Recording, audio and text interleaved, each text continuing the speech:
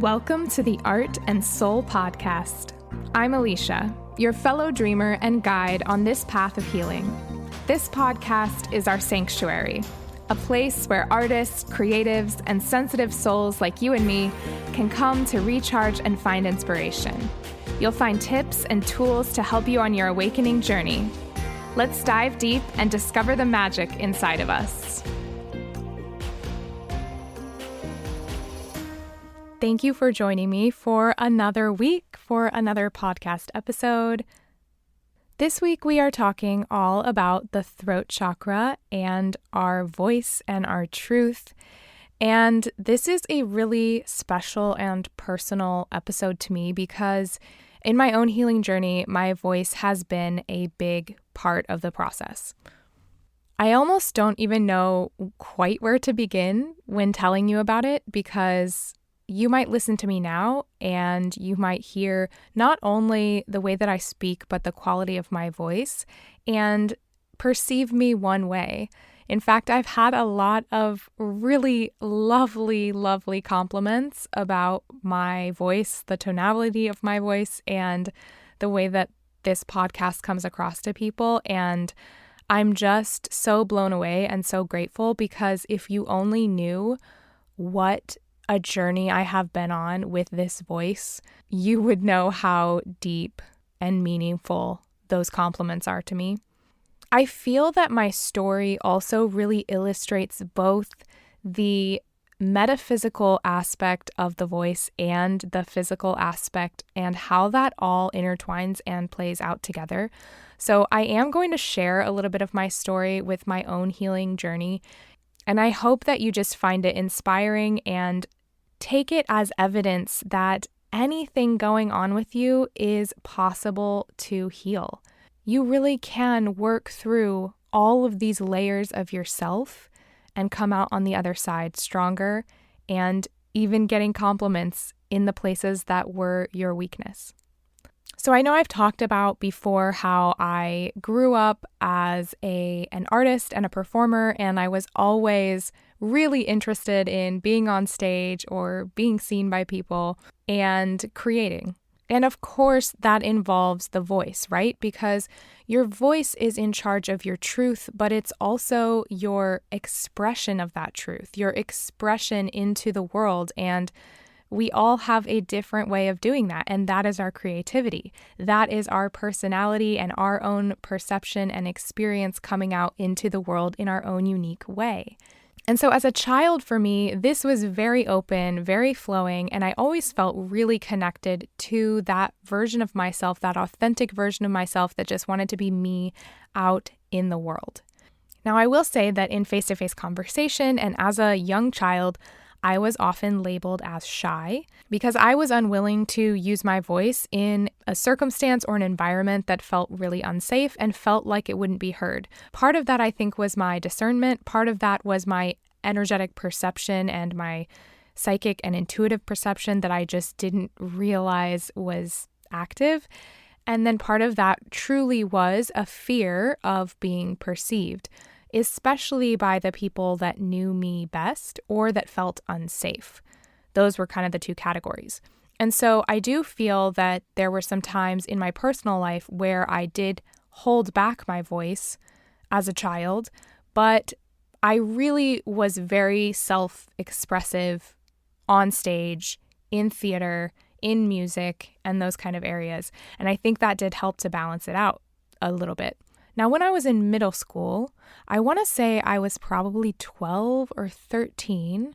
So this is obviously the time you're kind of going through puberty and having a lot of shifts and a lot of changes, both in your body and in your brain. During that time, I developed vocal cord nodules, which is basically, the best way I can describe it is blisters on your vocal cords. Your vocal cords are almost meant to move in a wave-like pattern, like a string vibrating or a guitar chord vibrating, and the two vocal cords vibrate together to make the sound. What happens sometimes is that if they are hitting in a particular way, they can create almost like a callus or a blister in certain areas of the vocal cords. And these can develop bigger and bigger depending on if you are utilizing your voice improperly for a long period of time, if you're screaming a lot, if you're a singer and you are not singing properly. This is basically an injury that can happen to the vocal cords themselves and cause a lot of problems. So when I was in middle school, I honestly don't know. I can't pinpoint a specific event or where this came from, except that the Broadway musical Wicked was released during this time, and I was scream singing every song every day. So I kind of attribute it to that experience. But regardless, I had these vocal cord nodules. And what this did was, in order to heal them, some people have to have surgery to heal this part of your voice. But for me, what I had to do was not speak for a good chunk of time. It felt like forever. I want to say it was like a month or a couple weeks. I don't know. It really felt like a year, but it was definitely not that long. But I wasn't able to speak. I had to write everything out in class on a whiteboard or a notebook. And when you are 12 or 13, that's not like a cute look, you know? I mean, there's part of me that I remember being like, oh, wow, this makes me really unique and really different, which I kind of liked that feeling. But at the same time, other kids are like, what is wrong with you? Like, you have a problem. There's something wrong.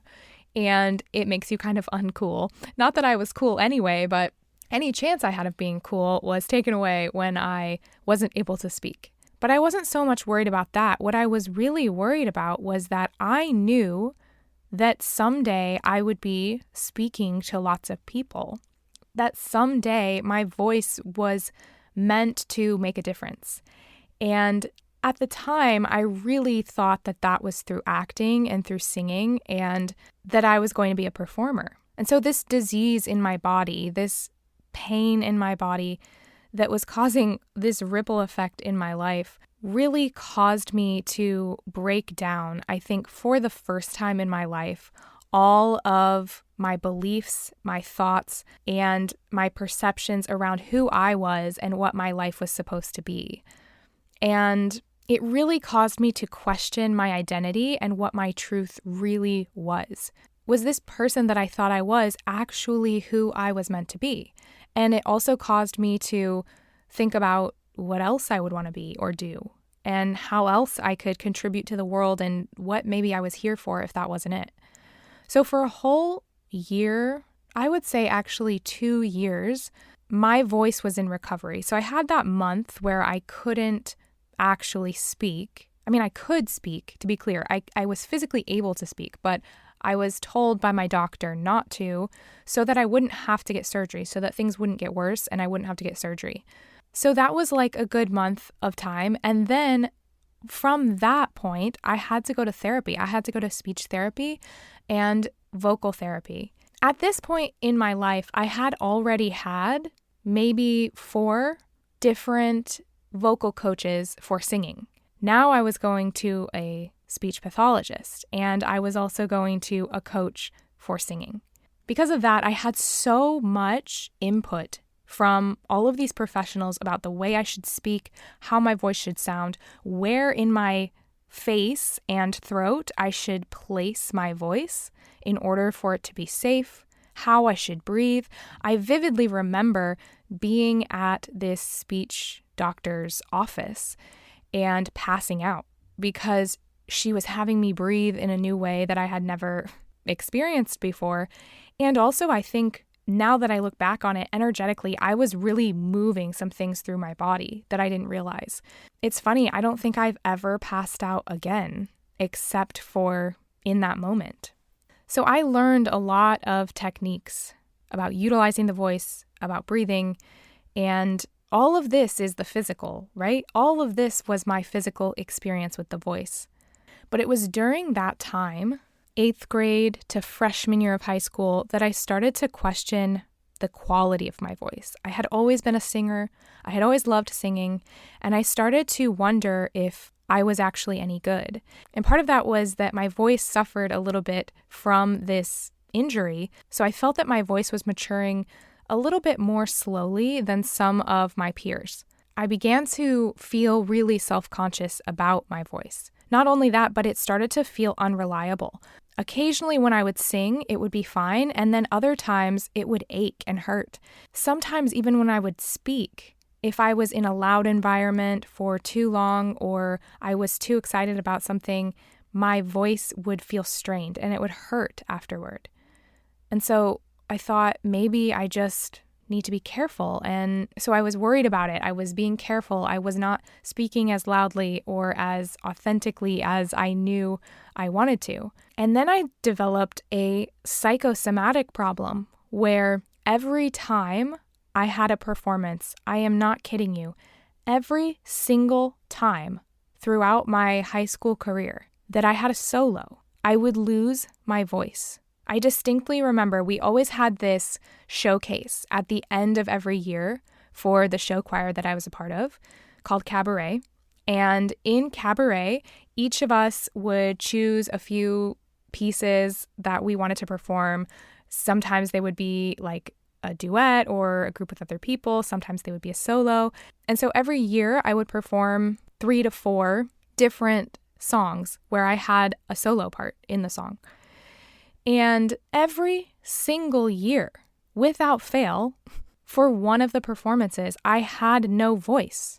Like I legitimately developed laryngitis. And it wasn't even just out of nowhere. I mean, I would get sick a couple days before, and then on the day of the show, my voice would just go out, or sometimes it would be present, but it was just not the top quality of my voice. And this happened with every show. It happened during solo competitions that I would go to in high school. It happened during musicals that I was a part of. I would have auditions and I would have to sing and my voice would go out. And so my voice as a physical mechanism in my body started to become very unreliable. And I couldn't figure out why it was every single time that I had to perform in front of people. Because I really didn't fear performing. I was not an anxious performer. Some people would really get nervous when they would go on stage or they would have an audition, and I was never that person. It felt fun to me, it felt exciting, and I wasn't nervous about it.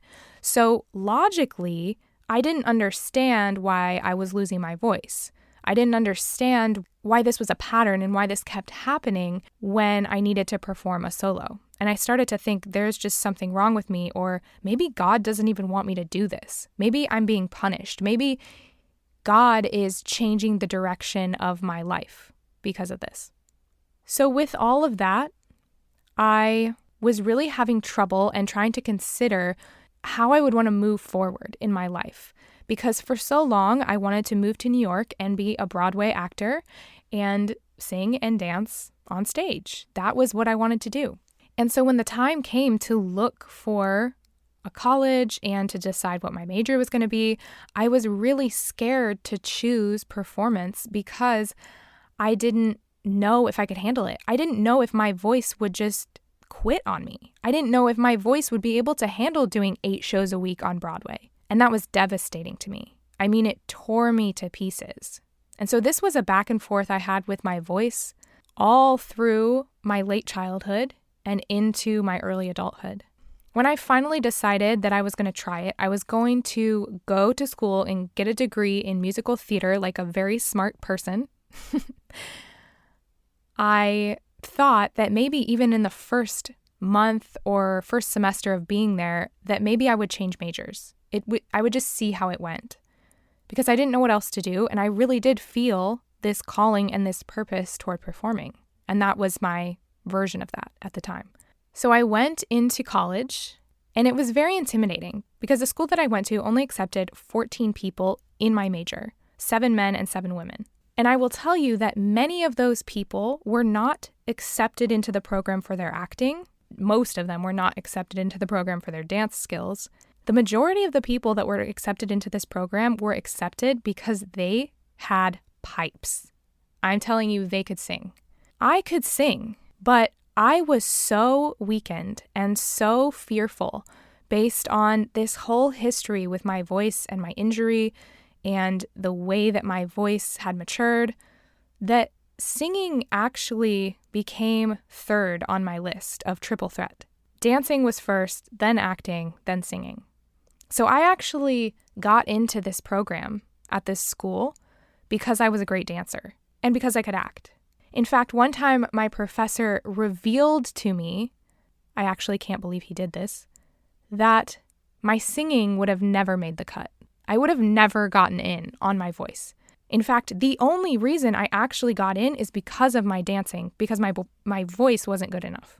Now to tell someone that, that alone just is a little bit of a lack of awareness there. But also to tell someone who has this vocal trauma, when I knew deep down that my voice was meant to make a difference and impact not only the world, but to heal me and impact me. I knew that deep down. I just didn't understand it. And so throughout college, I was really diminished in my voice. I felt behind, I felt scared, and I felt like maybe I just wasn't meant to sing at all, even though I loved it, even though I wanted to, even though people before had told me that I was a good singer. And so by the end of college, I started to believe that because my voice had been injured and because it was weak, that it was bad. And I started to believe that that affected people's ability to take me seriously, both as a singer and a performer, but also as a speaker and a person. My identity was so wrapped up in this voice. And when people couldn't hear it or see it, I really took a downward turn. So by the end of college, I decided I wasn't moving to New York. My vocal injury and weakness literally put me on a different path in my life. My whole life, I had dreamed of moving to the city and being a performer. And by the end of my senior year of college, I decided that wasn't my path anymore. And I claimed it was because I loved acting so much that I didn't even really care about the music anymore, that I wanted to just move to LA and be an actor, which is what I did. But that's not the truth. The truth is that I was afraid, and I felt like I wasn't good enough, and I felt like my voice wouldn't be able to handle it, and that maybe if I was acting on screen, I could get through that. And so I gave up that dream of moving to New York and being a Broadway performer. And I stopped singing professionally, and I haven't done a musical since college, which was over 10 years ago. For the sake of the podcast, I'll try to keep the rest of the story short, but throughout the next 10 years, all of my time in LA, it got worse and worse and worse. Not only did I feel like my voice wasn't good enough to sing, but then the true weakness came out. I started to believe that I was not good enough to be heard, that no one wanted to listen to me. I started to believe that my voice, my truth, didn't matter to anyone. I started to hold my voice back in conversation, in groups, and I was terrified that I would never be able to express myself fully. Because ultimately that's what it was. I wasn't able to be authentic and real and truthful, because when you are, your voice just flows. It just comes out of you, and it's the perfect tone and the perfect quality, and there's no overthinking behind it. I became a perfectionist about the way my words would come out of my mouth and how I would speak and what I would say. I started to even question what I would say, to the point that I was stuttering, or there was brain fog and I wasn't able to get out what I really meant. And I would be speaking in a room and I would notice people not listen or turn away and stop listening. Now, to that, I will say there are a lot of people who are just horrible listeners, which is what I've found out in the last 15 years of my life. People are really bad at listening. But I also think I was attracting that because that's what I believed about myself. I believed that I wasn't worthy of being heard. And it wasn't until I started doing energy work on myself and rewiring my mind and my thoughts and my beliefs about myself that my voice finally started to heal. In the last 4 years, my voice has gone from something that was utterly broken, both on a physical level and on a spiritual level, into something that is effectively changing people's lives, into something that I believe in. And when I speak, I feel confident, into a voice that can sing again. And honestly, the way that I sing now sounds more open and more free than maybe it ever has. And I'm excited for that to continue to expand. And with that freedom, with that truth, being able to be expressed into the world. With my voice finally being free, I feel free. It was my voice that kept me from feeling like I could be the fullest version of myself. And now that I'm not afraid of it, and now that I'm putting it out there on a consistent basis, I feel free and I feel like me. And so for some of you, that's not your voice. It might be another part of you. But for many of us, it is. So let's get into it now and talk a little bit about all of these elements of the voice, of the throat chakra, and how you might be held back or you might be empowered. The throat chakra is, of course, right over the throat. It's in the front and the back. The color is blue, and it is associated with the element of ether. So ether is kind of known as the fifth element, and it's more, unlike air, fire, water, it has more metaphysical properties to it. It basically represents the vastness, the open space of the energy that fills the universe. So it's kind of the substance from which everything arises. And if you think about your throat, your throat is mostly space. And your vocal cords are vibrating and the sound is coming through the space. The throat chakra is in charge of self-expression, of truth, of communication, and creativity on another level. There is a phrase that we all know from movies and television and books. It's what wizards and magicians say when they're making something appear. They say abracadabra. And of course, Harry Potter has also taken that to be something a little different. But abracadabra has been around forever. But abracadabra is an ancient Hebrew term. And the words themselves mean, I create as I speak. And that's where the phrase came from. It came from ancient magic, from ancient alchemy. And what they're talking about here is that the words that we say come out of our beliefs, come out of our heart, come out of our mind.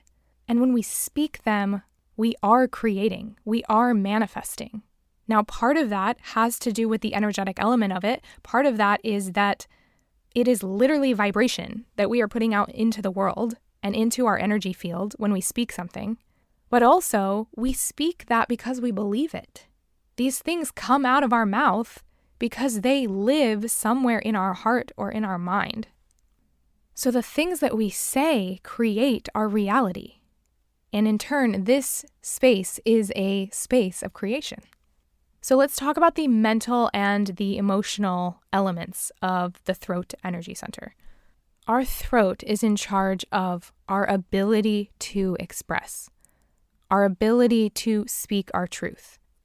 If you think about it, it's the middle point between the heart space, which is that emotional point of truth and authenticity, and the third eye. And later you will hear how the third eye really has a lot to do with our internal knowing and that intuition. So when the two come together, it's the place where the two truths in our body really meet. And out it comes through the throat.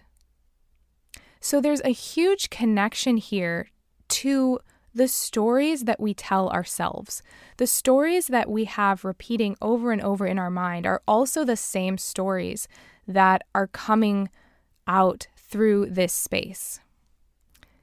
There are so many times I work with clients that say things about themselves, or they tell me stories over and over that they've told me many times that they don't even realize are coming out of their mouths.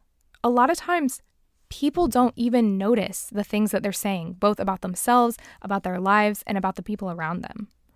We're a little more aware, typically, of people that we're talking about. We feel bad about gossiping about them or about criticizing them. But sometimes we don't realize how self-critical our words are and how we may be telling stories of pain and self-abuse and self-criticism over and over and over, just repeating them and creating this mind loop for ourselves. It's like we're expressing the stories and then we're taking them back in as truth and believing them, and then expressing them again and then pulling them back in. There are so many people that tell me they're trying to heal. And then I'll say, how are you doing? They'll proceed to tell me a story that they've told me for months now. and nothing has changed. And they've created this version in their mind of themselves and of their experience and of their circumstances that they can't ever escape from. And so the more that those things come out of our mouths and the more that we talk to other people about them, the more we believe those truths. And now I'm not saying you should never share with people or you should never verbally process something. That's definitely beneficial and okay to do. But the key here is learning to have awareness and witnessing the words that are coming out. What do you actually believe? Are these things that you're saying to your friends and family, these stories that you're telling them about why you can't do something or how hard something is that your belief? Because it sounds like it to me, even if you say you want to heal. It sounds to me like the prominent piece is that you believe these truths over your healing and your ability to heal. So awareness of the words that are coming out of our mouth will point us to the reasons why our life is the way that it is. We can effectively curse our own selves by the way we talk about ourselves, by the way we talk about our life. And sometimes we do it jokingly. Sometimes we do it because we want people to be aware that we're aware of all the shit in our life. Like, for instance, if you feel like you could lose a few pounds and you always talk about how fat you are, it's because you want people to know that you know you're not in the best shape of your life. But ultimately, what that's doing is reinforcing that belief about yourself and the truth about your reality. Because maybe you really do want to lose a few pounds. But the more you claim and the more you stand in that truth that you are overweight, by saying it, the more you will continue to believe in that cyclical belief system. And again, there's so many layers to this because I am not saying to ignore the truth, right? If you are overweight and it makes you feel unhealthy and it's not good for you and you feel bad about yourself and you want to lose some weight, then that is true to you. And it's beneficial to know that about yourself and about your current circumstance. You have to know where you are to figure out where you're going to go. But to use that as a survival mechanism and as a point of conversation and as a protective mechanism then starts to just create that loop inside yourself and reinforce that belief for other people. Now, other people are going to start believing that when maybe they didn't even think that before. And that can be with anything. It's not obviously just weight. It can be with, I'm so poor. It could be, I'm so ugly. I'm so stupid. All of these self-deprecating ways that we talk about ourselves. And with that, the tone of your voice matters just as much as what you're saying. A lot of times people say things, but you can tell by the tone that they don't actually believe that. They're not confident in that, or they're lying to you. The tone itself, the vibration, the frequency itself gives the listener information. And not only that, but the tone provides information to your own system. This mechanism in your physical body is a healing tool. And when you speak with authority, you speak with authenticity, and you speak from your place of truth, your voice is very different than if you don't believe what you're saying. And we utilize different tones for protection from anyone seeing us, anyone hearing us. And we also can utilize those tones as a healing tool for our own body. Now, the throat also has energy a lot of times that feels plugged up. And on the left side of the throat especially, we see energy of things that we've swallowed, truth that we have stifled. We have stifled our expression, things that we haven't said, whether it's because it didn't feel safe to be heard or we didn't have the place to express it. Many people in our society have been silenced by either the system or by their families. A lot of kids were told it's better to be seen, not heard. You're too emotional. Quiet down. I mean, if you think about kids in school, like constantly kids are getting in trouble for talking to their friends or talking too much or talking over someone or not being quiet in line. And over and over and over, we're told to quiet down. We're told to control our voice. And then as an overall society, I mean, truth tellers are not very well liked in society because truth tellers usually have a different opinion than the collective belief. And the collective belief is what it is because it's safe. It's safe to be part of the group. It's safe to believe the same thing as everyone else and have the same voice as everyone else. But a truth teller, someone who's really connected with their authenticity, with their own truth, and inspired by divine truth, a lot of times is going to be very far from the cultural norm. And they are going to say things that get them in trouble. And they are going to be punished for the things that they say, the truth that they share. We have a real problem with this in our society right now. People are afraid to speak something different than what the norm is because they're afraid to be called out. They're afraid to be embarrassed. They're afraid that they'll be canceled. And because of this fear of being canceled and of saying the wrong thing, people just don't speak up, even when they know something is not the truth, even when they know that what the norm, the average person is believing is not healthy or good for them. And then we also have censorship going on many platforms and in many ways. So this right to speak your truth is even being questioned. And now your truth comes from your experience. It comes from your own experience, your own perception of the world, and again, how connected you are to that collective consciousness and that divine consciousness. Many people don't know what their truth is because they're not connected to themselves, they're not connected to the collective, and they're not connected to the divine. They're not connected at all. And so they're just repeating and parroting what they hear. And even that, they only believe because they've heard it many, many times. The human mind is very malleable, and the voice is just an extension of that. So a lot of times here in the throat, we find that stifledness, those words or those truths that you've swallowed because it hasn't felt safe to express them. Now, I will say not everyone is meant to be like a societal truth teller. Not everyone is meant to be the prophet or the seer or the speaker or a leader in that way. But some of you are. And there's a good chance that if you are a creative or an artist, that's part of your calling. But whether or not you're meant to do that on a large scale or a small scale doesn't matter. What really matters is, are you doing that with the people in your everyday life? Do the people in your life know who you are and know what you believe and what your truth is, or are you holding that back from them because you're afraid you won't be liked, because you're afraid they'll leave you? To that, we go back to the heart space and I say, if you speak your truth and they leave you, you are better off, because that's not love. Love has no agenda. If you bring your truth forward, if you are authentic about it, it will ruffle people's feathers. It will cause people to look at themselves, to change their own energy, to address their own beliefs, and they'll either choose to love you anyway, they'll choose to change themselves and recognize what their truth is, or they'll leave. And any of those options is going to be good for you because you've spoken true.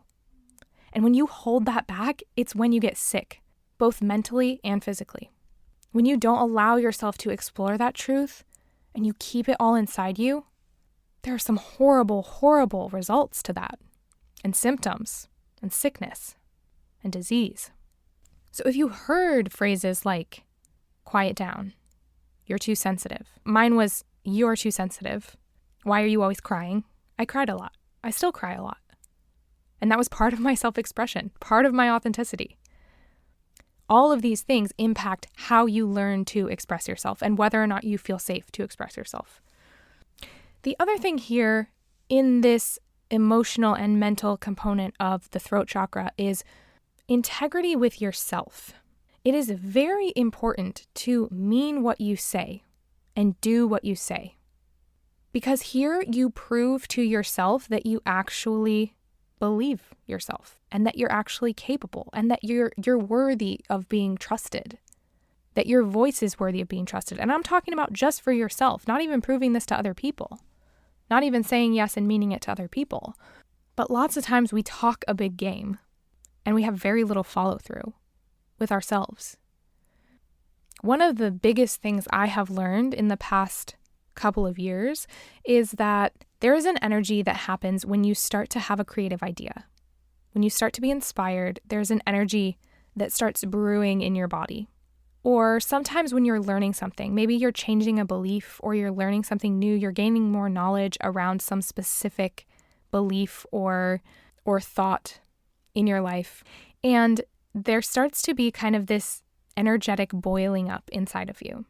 That energy is meant to be used for creation. But what many of us do, and I used to be really guilty of this for a long time, is we get excited about it and we start talking about it. And we talk about it to our partner, we talk about it to our mom, we talk about it to our best friends, we talk about it to people we don't know, to strangers, this creative idea that we have or this thing that we're learning. And then that energy is gone and it dies down. And we don't actually end up creating what we were so excited about because we let the energy out of the cage too soon. And by that, we don't keep that trust in ourselves that we can complete something.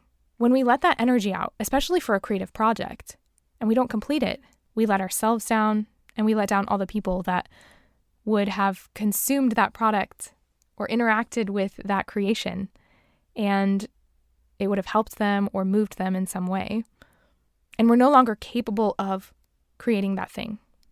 Now, what I have learned is if I'm growing, there's massive healing happening, or there is creation bubbling up inside of me, an inspiration that I'm so excited about, I barely tell anyone. I hold it so close to me, and I cultivate the energy within myself until I'm ready to create, until I'm ready to heal, until I'm ready to express it, until it's fully grown. And then it just pops out of nowhere. And people are like, oh, I didn't know you were working on that. That was actually what I did with this podcast. I mean, I've been cultivating something like this for years and years, but to people who maybe just met me this last year, I didn't tell anybody about anything. And then all of a sudden, I just had a podcast. And I just had a Substack. And I was putting out all these articles and all these videos and all these things, these meditations. And people are like, where did this come from? And I'm like, well, if you have been inside of my heart and my mind for the last 15 years, you would see where it came from.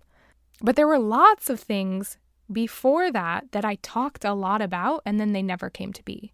And so it felt disappointing to me and to other people. And here and now, when I get an idea or something bubbles up, I just wait until I'm ready to create it, and I create it, and then people get to enjoy it and experience it, and then I can be excited about it. There's just something energetically that does. Now, on the other side of the throat, kind of on the right side, is that feeling of nobody caring what you have to say. Okay, so the left side was that the things that you don't say, and then on the right side, it's that maybe you do say things, but people don't care or you feel unheard. And a lot of times, these are from patterns, like learned patterns. And many times, it's in connection to the way that your mother or father felt about being listened to, whether or not they were listened to. Many times there's generational energy in this space as well. So here you might find someone that feels like they can't even communicate very well. There have been a couple people in my life that I love them as people, but every time they talk to me, I'm like, what are you actually saying? Like, you're saying a bunch of nonsense words, or you're saying the words that you mean, but somehow it's like the telephone wire has been disconnected and it's coming across way differently than you mean it. Or it's just confusing, like it doesn't make any sense. I've had a lot of people recently that I've had that interaction with, and I have to sit them down and really kind of pick apart and decipher what they really mean and what their words are saying. And sometimes that goes way back on this right side of the throat. And there's a lot of other people's energy in there, generational energy in there, and it really just needs to be kind of cleared out and moved through. So if you do find yourself as someone who has a lot of communication problems with a partner or just in your life in general, with friends, with your boss, I mean, this is definitely a space in your body to look at and look at generationally. Have your parents also had that same problem? Or did this come about at a certain point in your life? Maybe you didn't used to have this problem and now you do. What changed? And also, if you're speaking a lot to people and it doesn't seem like it's getting through, like it doesn't seem like they can comprehend what you're saying or understand what you mean, sometimes that's a them thing. And sometimes it's a you thing. So kind of just looking and seeing, is this a pattern in your life, or is this something that just always happens like with your boss? Maybe it's your boss that has trouble communicating. All right, so let's get into the physical elements of this now. So the physical role of the throat and the vocal cords and the mouth and the neck and the jaw and the ears and the thyroid, all of this is connected to the throat chakra. The thyroid is the gland here, the hormonal component. So it's those thyroid hormones.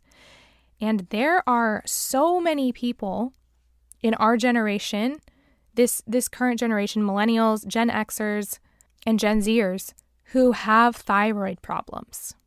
And much of that is metaphysical. Much of that is spiritual. Now, of course, there's a hormonal component to it, and it's affected by stress, it's affected by cortisol and all of these different chemical components in the body. But what truth have you been holding back? Have you been expressing yourself? Have you been artistically expressing yourself? Have you been silenced somewhere in your life? Or are you taking on the silencing that's happening to your group of people or your generation or whatever it is?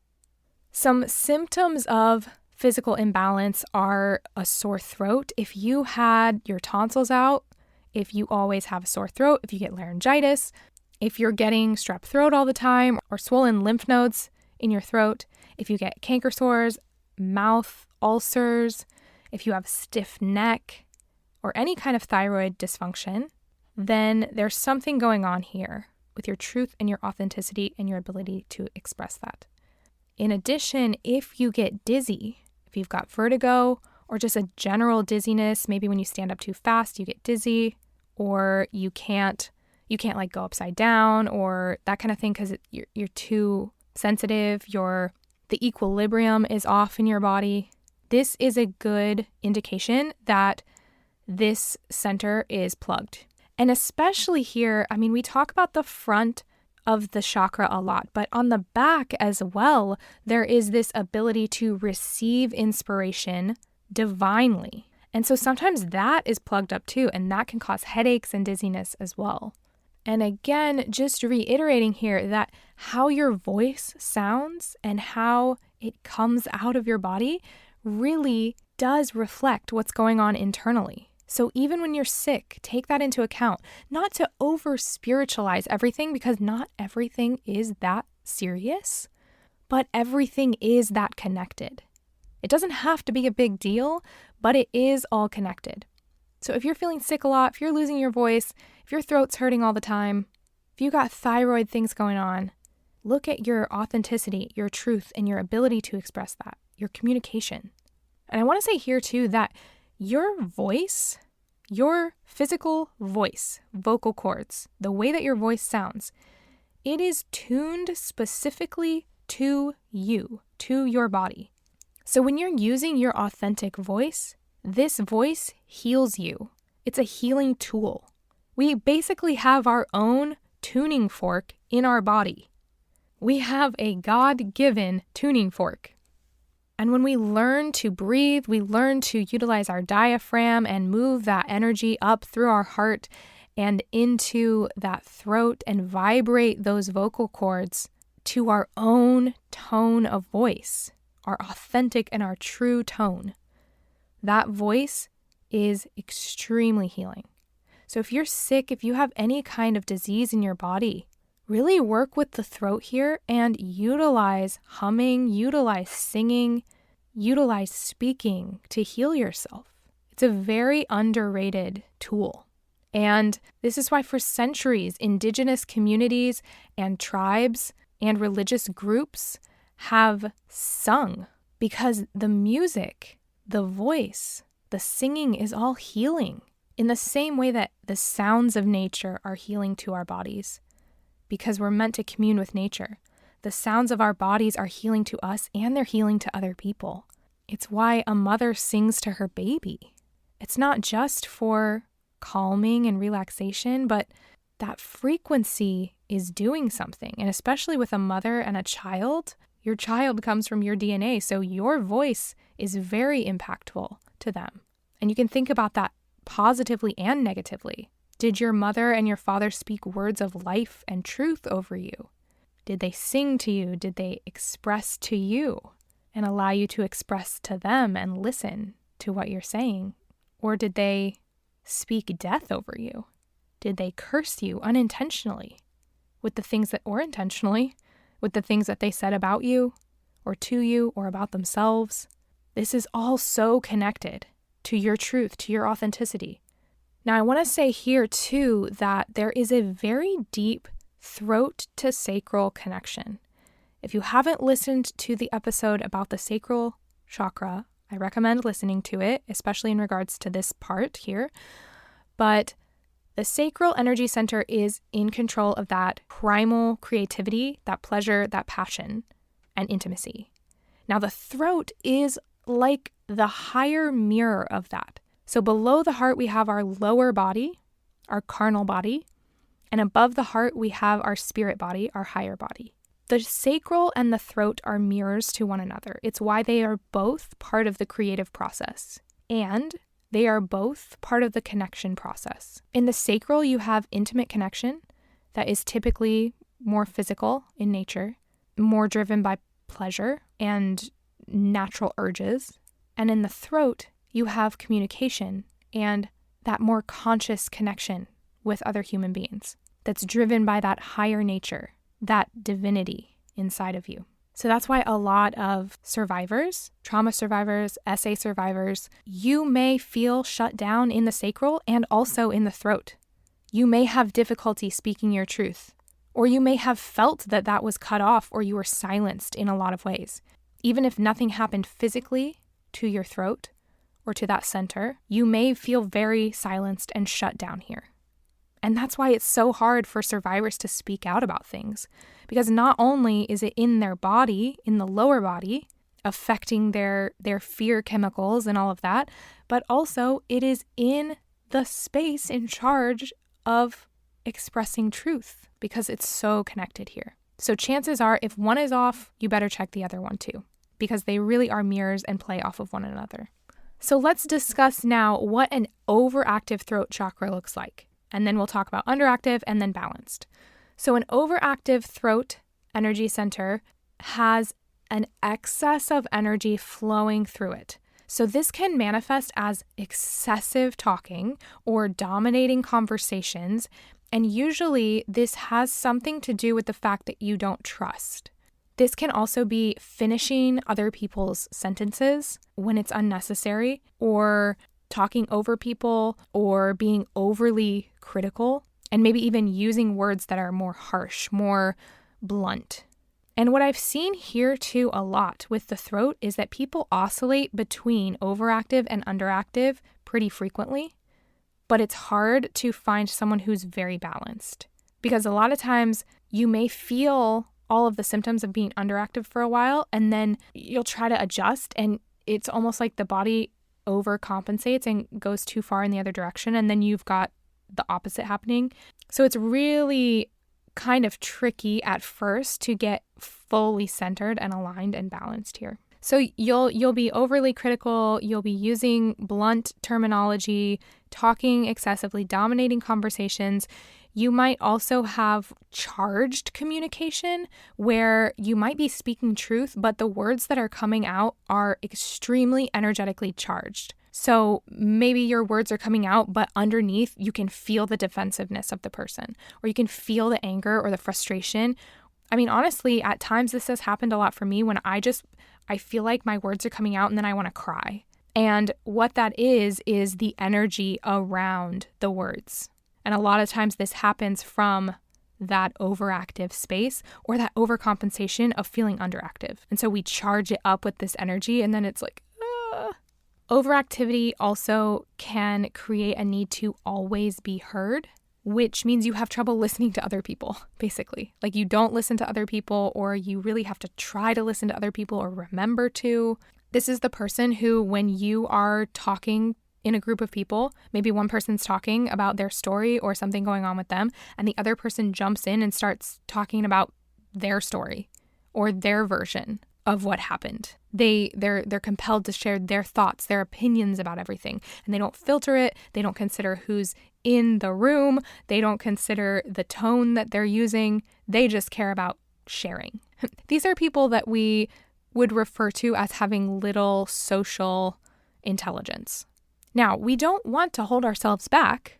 We don't want to not express, but it's the way we express, and it's that intelligence of knowing what is appropriate and how to appropriately express, so you're not hurting other people, you're not walking all over people, and you're listening and truly having that give and take in communication. A lot of times, too, this leads to miscommunication or misunderstanding or conflict in a lot of their relationships because they're speaking impulsively. They're speaking without thinking and without listening and utilizing their words to speak to the other person specifically. They're just kind of speaking.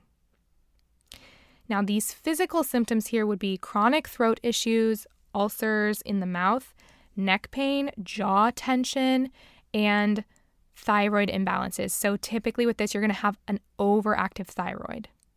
Now, an underactive throat chakra is going to be individuals who have difficulty expressing their thoughts, feelings, or needs. So you may feel social anxiety, especially in groups, but even one-on-one. You may feel shy, have a fear of speaking up, and this can come out as literal volume as well. Sometimes when I have struggled with this, my voice is very quiet, and I almost don't realize it's quiet when I'm speaking. But a person who is balanced will have a voice that's not too loud or too quiet. It's right in the middle. It's the perfect volume for the environment that they're speaking in. When we're unsure of ourselves, when we're unsure of our words, when we are fearful of what we're saying, we become quieter. These people might also struggle with self-censorship. So this is where you're overthinking everything you're saying, constantly filtering your words, but not filtering your words for the sake of good communication or appropriate communication based on the person that you're talking to, but you're filtering your words out of fear, out of a fear of rejection or that someone's going to judge you. And it does sort of cause that brain fog and that stuttering and that ability to not be super clear about what you're saying. Then this results as becoming overly passive. It results in avoiding conflict, not sharing when you're feeling hurt because you want to avoid conflict with the person that hurt you because you're afraid of how they'll respond or react. It feels like hiding, staying silent when you know you should speak up about something, whether that's for your own self or for someone else. And then a lot of times this causes feelings of resentment because you haven't said the things that are true and then they're all just bottled up inside of you. So you start to resent the person who's treating you poorly, or you start to resent even yourself for being unable to express. And a lot of times this also leads to isolation. This leads to a feeling of loneliness, an experience of loneliness, because ultimately you're starting to hide yourself and you don't want to be seen, you don't want to be heard. And when you don't want to be seen or heard, people will oblige. They will begin to not notice you or not hear you. Like I said before, it's that energy that you're putting out into the world. You're not taking up space anymore. You're hiding away. And people will reciprocate. And you'll start to feel invisible and you'll start to feel like nobody wants to listen to you or nobody cares. These are also people who will probably not ask for what they want or what they need because they feel like they don't deserve it, or they feel like they'll just be dismissed, that their questions won't be answered or their needs won't be met. And again, with this, we go right back to that sacral chakra, because in your sacral, you feel like maybe you won't get your needs met in intimate relationships, in relationships with other people. So this is that mirror here in the throat and the sacral.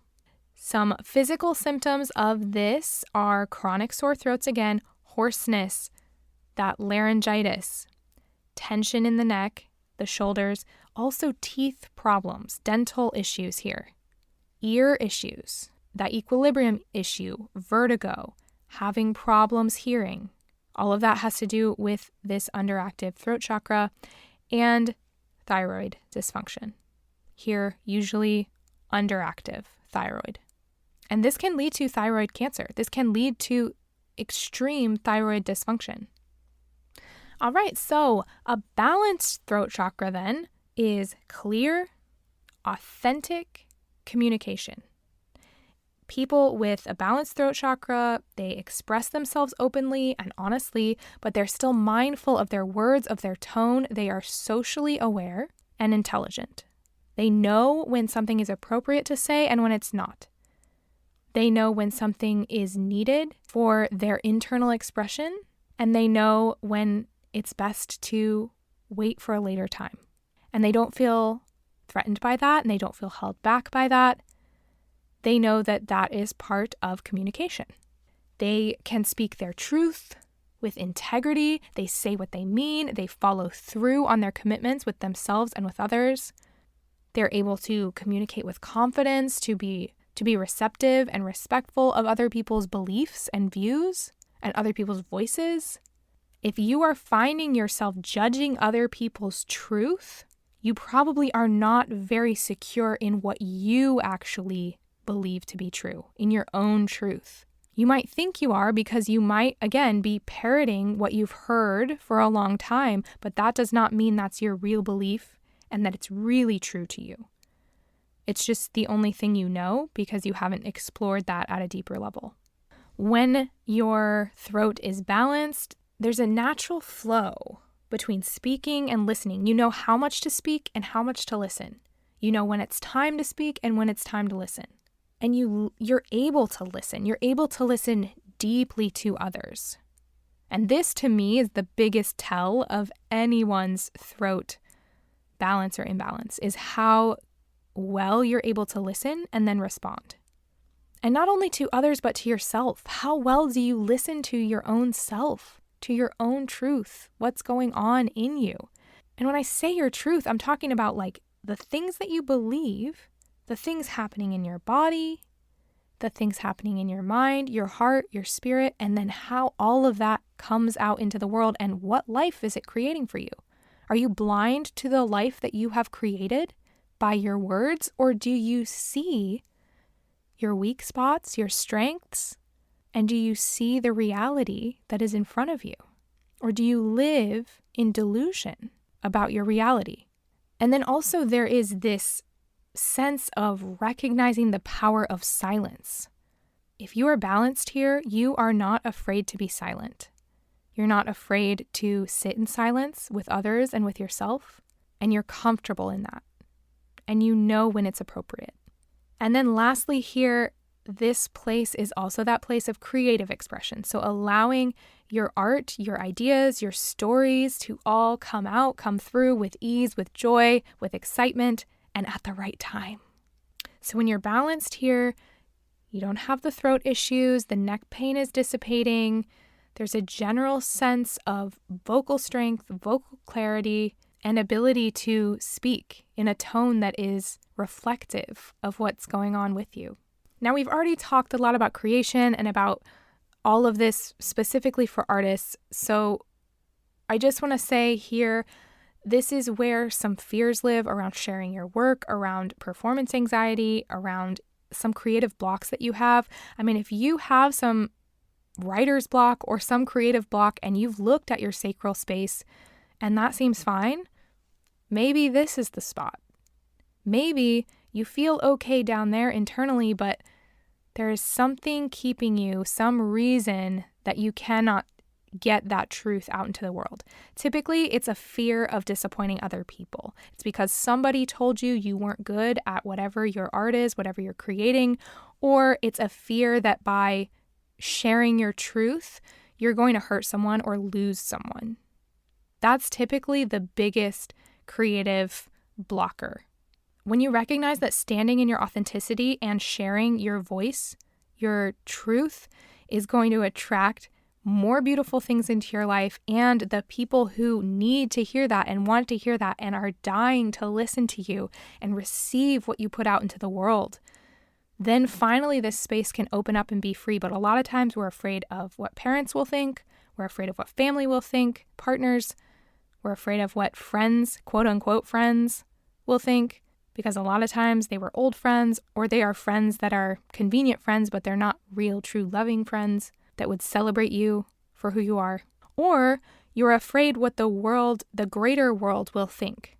If you're a creator and you're an influencer, or you are in the public eye at all, there is a fear of being canceled. There is a fear of being seen for who you really are, because you know the haters are going to come. And they will. But do you know something? To be truly magnetic, you have to be able to repel. You cannot have one without the other. So if you are speaking in the online space, if you're speaking in public in some way, you better hope for haters. If you are saying things that you are repelling people so strongly, that means that you're going to magnetize people just as strongly to you, because your truth is going to be so vibrant and so true to them. And I also want to say that being okay, being seen and being heard for your truth is also being okay with being copied. This is kind of controversial, but real leaders stand in their truth. They stand in their authenticity. And those people who are getting divine inspiration and co-creating with the universe, you are going to have creative ideas and inspiration that no one else gets. If you're really in your truth and you're not looking around at what everybody else is doing, and you're creating from that truth and that authentic place, you are going to come up with incredible, brilliant art. And when you put that out into the world, people are going to start copying it because it's so good, because it's so unique, it's so different. And you have to be okay with that, because most of the world is just copying. Most of the world is copying things because they don't have that authentic truth that they are standing in and co-creating with the creator. And so when they see that, it's electric, it's magnetic, it draws people in. And so people are going to start making dupes of it. So if you're creating a new sound and new music, or you're writing a story that is so completely unique and different than anything that's ever been done, you can't be offended when people start copying it, and you can't dim your light for that reason. So that's part of being a creative, a divinely inspired, truly aligned, authentic creative. So really part of that creative process is finding your voice, having the courage to share it without, doesn't mean you won't be afraid of what people think, but not letting that stop you, and being authentic anyway, and being okay with being different, and being okay with being copied. So for all of you here, let's talk about what are some ways that we can balance this. Of course, I'm going to say the number one way is to utilize the voice. As I said, it is a healing tool. So if you are feeling blocked, or there's any kind of imbalance going on here, you are going to want to sing or hum or chant. This is why chanting is so powerful. And a lot of times people get weirded out by chanting just because it's unfamiliar. But each tone, just like the tuning forks, the different frequencies of each tuning fork, each note, each tone that you produce within your vocal cords are like those frequencies of the tuning forks. So each one has its own ability to heal you. So you can hum, you can chant, you can sing, you can write songs, you can write poetry. I mean, writing is another really incredible way to release energy here and work through this energy of your truth and communication. Other sound, too, will really resonate with this space. So sound healing, using crystal bowls, or even just sound healing music that can create and change the environment and the atmosphere around you. This is going to help this space a lot, just naturally. And then you can also do more specific ones that are sound healing for your voice or for the throat chakra, that kind of thing. And again, remember, not telling people about all of your plans, keeping some things to yourself, Not telling people every single thing that you're healing, keeping some of that to yourself. Just because you are being vulnerable and authentic doesn't mean you have to word vomit your entire life to people. There's a big difference here. So holding some of that inside until the proper time, until it's fully developed. And then breathing as well. Of course, when you're breathing, you're taking air in through the throat, and this moves that energy too. So you can do any kind of breath work here to focus on moving energy and unblocking this space. So I want you to really ask yourself, are there times when I hold back from saying what I truly feel? Who am I around when I do that? Is it in a larger public space, or is it with family or friends or people that I think care about me? And then how does my voice sound? What does my voice sound like right now? What does my voice sound like when I talk to my partner? What does my voice sound like when I talk to my mom? When I talk to my boss? When I talk to a stranger? All of that is information for you. And then, do you feel safe expressing your work, sharing your creativity? How do you feel about others looking at it and perceiving it and experiencing it? How do you feel about being seen? Truly seen by the people that know you and the people that don't?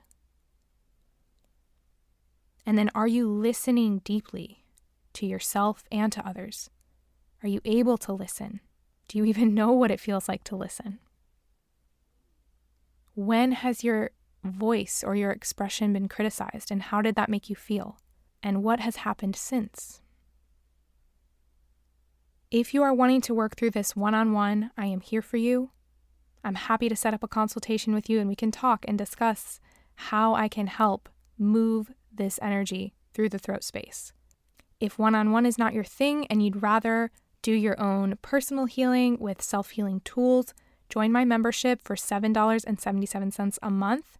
You get a new healing tool every single week. Sometimes they're meditation, sometimes they're breath work, sometimes they're hypnosis, all sorts of things. And you can work through that on your own time, in your own space, and with the community of people that we're cultivating there in the membership. I love you so much. I hope that this episode was helpful for you.